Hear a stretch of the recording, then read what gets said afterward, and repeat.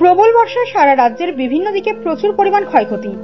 ব্যাপক এই ক্ষতির সাথে একটি হৃদয় বিদারক ঘটনা ঘটে গেল শান্তিরবাজার গারদাং এলাকায়।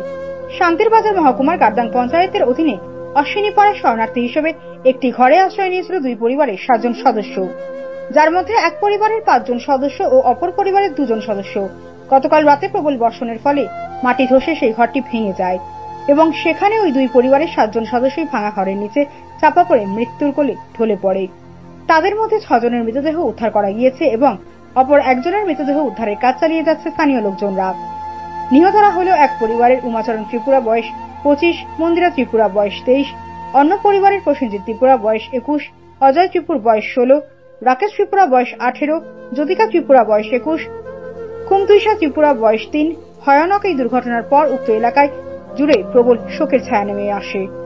Bureau report, Janabarta news.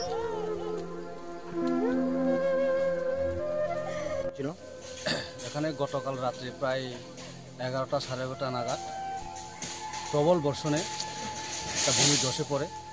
ওই ভূমির ধসে এখানে প্রায় 2 পরিবারের 7 জন মৃত। আজকে সকাল থেকে এলাকার অনেক লোক বিভিন্ন রকমের চেষ্টা করে কোনো রকম 6টা লাশ পাওয়া গেছে। এখন আরেকটা লাশ পাওয়া গেছে না, ওটার লেগে এখন তল্লাশি অনেক চেষ্টা করতেছে ওই লাশটা বের করার জন্য। এর মধ্যে প্রশাসনিক তরফ থেকেও এসে এখন সাহায্য সহযোগিতা করতেছে। আমি আরও আবেদন করব সবাই যাতে এই মর্মান্তিক ঘটনায় সাহায্য যাতে করে, ওই পরিবার দিকে একটু নজর দেন, আমি এই আবেদনটুকু রাখছি। এই পাড়াটার নাম কি?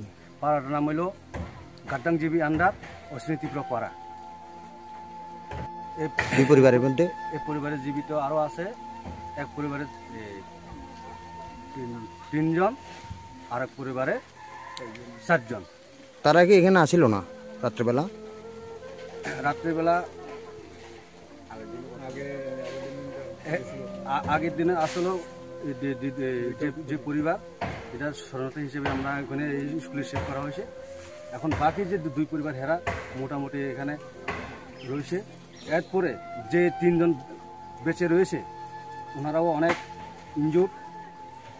তারাও কি ঘরে আসিল? তারাও ঘরে আসিল, কোনো রকমভাবে তারা ওই থেকে বের হয়ে আরেক জায়গায় পালিয়ে যায় আর কি।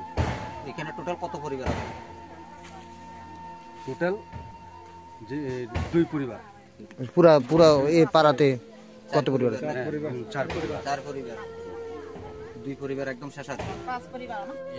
11:30 পর্যন্ত এই আসছিলাম, এরপরে একটু বাতি জ্বালিয়েও মনে করে গ্যাস লাইট পাইছি, এরপরে ওই বাতি নিভে যাওয়া নেই।